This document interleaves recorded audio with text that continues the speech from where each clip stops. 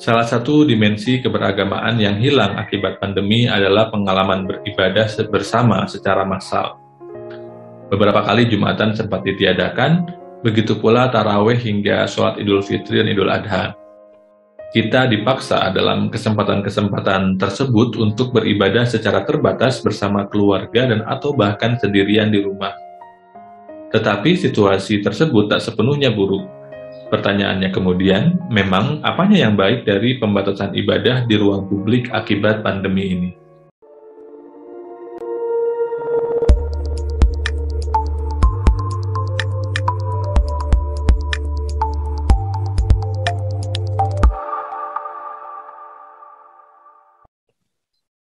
Assalamualaikum warahmatullahi wabarakatuh.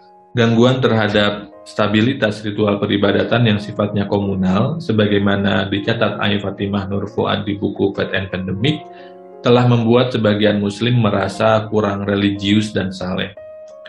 Itu sebabnya barangkali kenapa masih ada orang yang tidak terima kebijakan penutupan masjid, pembatasan jumlah jemaah, peniadaan sholat Jumat, tarawih dan idain, hingga perentangan jarak saat sholat berjamaah. Bukan karena mereka tidak tahu atau menolak kebenaran hadis Nabi soal social distancing, tapi lebih karena perasaan yang kurang saleh karena kebiasaan yang mesti diubah secara radikal. Sebagai bangsa dengan mayoritas muslim dan menekankan aspek religiusitas selain nasionalisme, ekspresi kesalehan di ruang publik memang lazim ditemui, termasuk diantaranya dengan melibatkan simbol-simbol kesalehan yang dikomodifikasi secara industri. Dengan hadirnya sosial media, ruang publik untuk mengekspresikan kesalehan menjadi bertambah luas.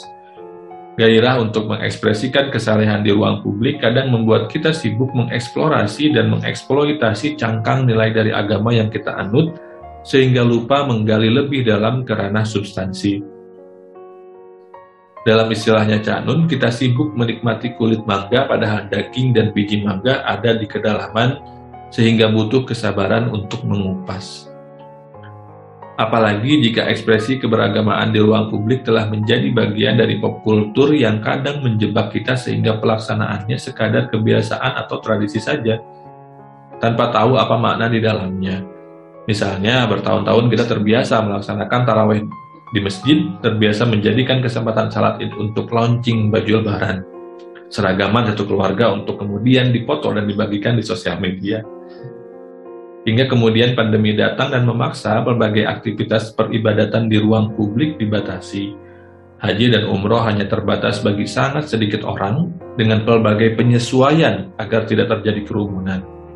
Ramadan yang biasanya menjadi festival ekspresi religiusitas di ruang publik menjadi bulan puasa yang hening, di mana tarawih di rumah, buka puasa di rumah, salat Idul Fitri sekali 3 uang. Yang biasanya berkunjung ke sini dan ke sana berganti silaturahmi virtual. Gara-gara ini banyak dari kita yang kemudian jadi lebih serius mempelajari tata cara sholat tarawih, tata cara sholat Idul Fitri, teks khutbah sholat Id, dan seterusnya. Sesuatu yang selama ini kita taken for granted karena tinggal ngikut imam di masjid. Tapi di sisi lain, kita jadi punya kesempatan untuk menyapanya secara lebih intens seorang diri. Seperti Rasulullah yang beruzlah sendirian mengasingkan diri dari keramaian Mekah. Para wali juga melakukan hal serupa untuk menyelami hatinya, untuk menyapanya secara lebih personal. Hijratul Maghfirah misalnya bercerita ihwal ibunya yang pengikut tarekat At-Tijani yang sebelum pandemi sibuk ikut pengajian ke sini dan ke sana. Setelah terjadi pandemi, mengubah tirakatnya menjadi tirakat yang lebih hening dan personal. Idealnya, proses ini menjadi proses detoksifikasi pada kecenderungan kita untuk pamer kesalehan di ruang publik. Ia adalah kesempatan bagi kita untuk betulan menempa diri tanpa ada sorot kamera, perhatian orang, dan seterusnya. Dia adalah kesempatan kita mendisiplinkan diri dan jiwa kita agar tetap rajin dan intens menyapanya tanpa diketahui oleh follower kita.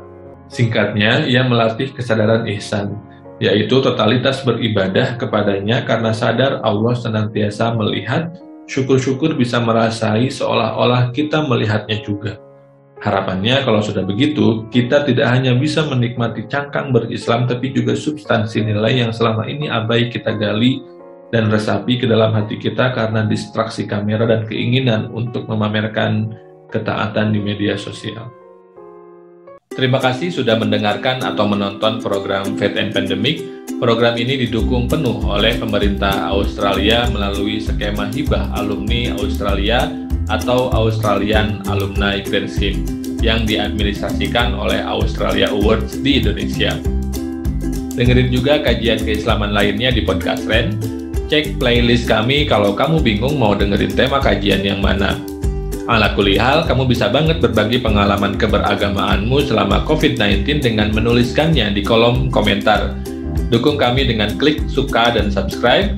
Jangan lupa tekan lonceng biar kamu nggak ketinggalan kajian kami lainnya. Terima kasih. Wallahu muwaffiq ila aqwamit thoriq. Wassalamualaikum warahmatullahi wabarakatuh.